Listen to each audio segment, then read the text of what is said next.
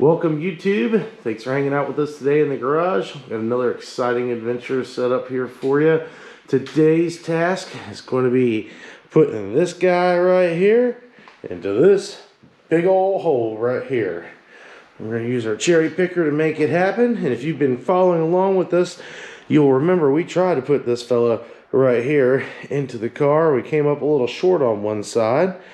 And just fresh in from the builder, we've got this new engine mount, which is going to extend our mounting area out by about 1.5 inches here. This should allow the engine to mount up with our new custom modifications we did to the chassis. Come to find out, we actually had that particular mount made for the car, but after talking with Mastersbilt, they did confirm you can purchase those from, I believe it was Brian Boozle or Boozle Brothers Racing. You can look them up on Facebook. That's the guys supposedly that have them in stock. We found out this after the fact, and so we went ahead and have one custom made. But they did a pretty fantastic job. They cut it out on a water jet, put it in a press, bent it up for us. It's really nice. Appreciate all the guys that helped out with that. And we got one other project too sitting right here. We'll get some extra long dowel pins. These crate motors come with really small dowel pins for like putting onto a factory style bell housing. We use a Burt transmission and a Burt bell housing, so this extra long dowel pin is certainly going to allow us to not have any flex in the powertrain. And if you have problems with bell housings cracking, especially these aluminum and magnesium ones, make sure you've got extra long dowel pins installed. If you don't, that might be part of the reason why you are breaking. Same thing with flywheels. If you're breaking flywheels, or even if you are running a super stock and you're running a full size flywheel back here with a dummy torque converter, you definitely want the extra long dowel pins as well. All right, well, we're going to go ahead and get things loaded up here, get all our tools out, make sure we're ready to rock and roll. If this is your first time here in the garage, please check out our other uploads. Make sure you like, subscribe, and comment below, because we love to hear what everyone has to say.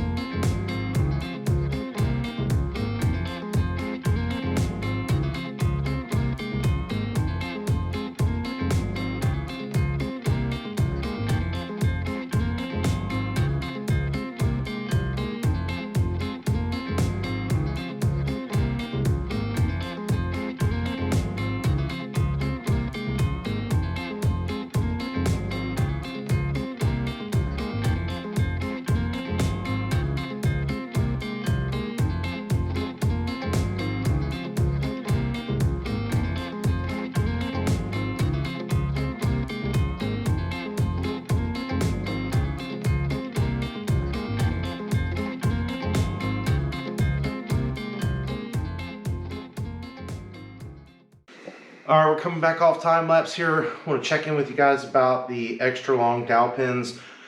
Reason why we didn't want to do it on time lapse, I want you guys to listen to the sound it makes so you know when it's bottomed out.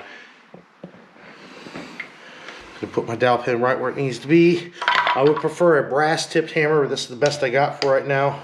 I'll start it in there very gently.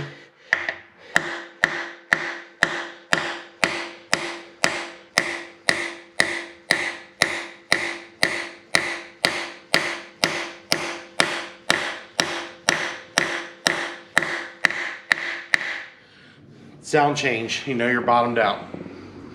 Now we're ready to rock and roll. Heard that.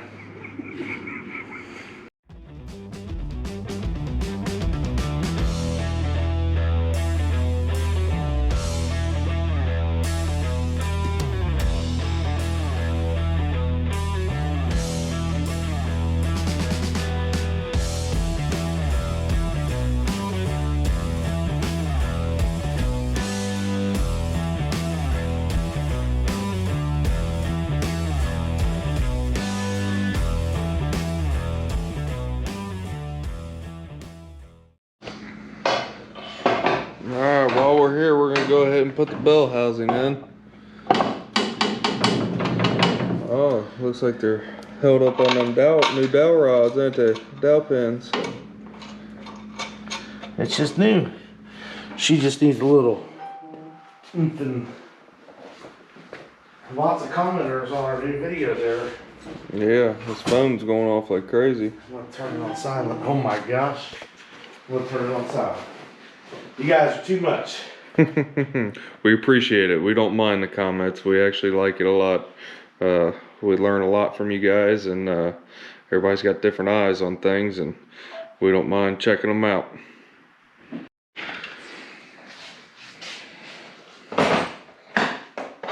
Milwaukee assault ratchet.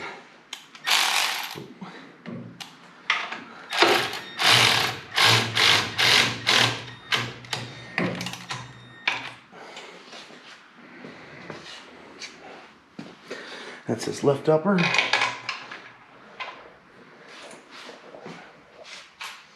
Left middle.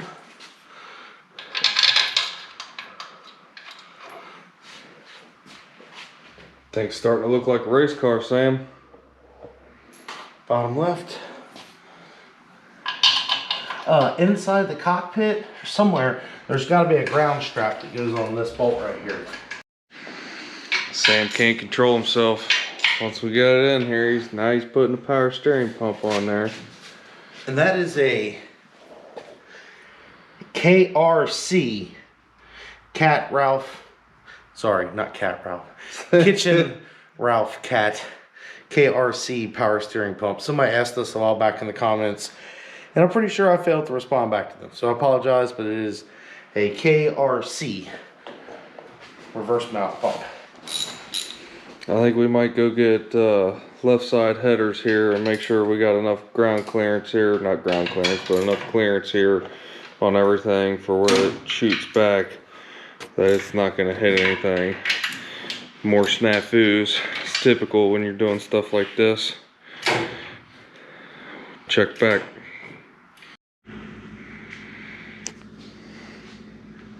Well, just to mock up this left side here with the header on there, we wanted to make sure we had enough clearance here on everything. It appears we do. We moved the engine another inch, which brings that pipe closer to the tub. We just didn't know how close it was actually going to be. Yeah, nah, everything looks great. I'm super pumped, super stoked. It's starting to look like something now. The engine is in. The engine is in. What's that I hear? Oh, is that the cracking of a nice tasty beverage? It sure is. We just keep tinkering on it. Getting our sensors plugged in. Running our stuff through the firewall. Sam's forgetting rubber grommets. We'll cut them and slip them in there. Come together. Looking great. Can't wait to fire it up. We did get a new fuel pressure regulator for a return line. That will be up and coming shortly too. Gotta get some more hose, I believe. Well, that's a wrap for this video. We did bring in the radiator and got it mocked in there. We've got to do a couple little things to it. But other than that, we got the engine installed. It works. Our custom mount worked out perfect. And now we've just got some more doodads to do. And we will reconvene with a new video. What are you doing over there, flashing? I was trying to turn the light on so it's easier to see. Mount.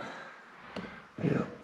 Looks good. Fit perfect. Yep, still got a little room to spare there. Yep. Beautiful, beautiful. Until next time, thanks for watching.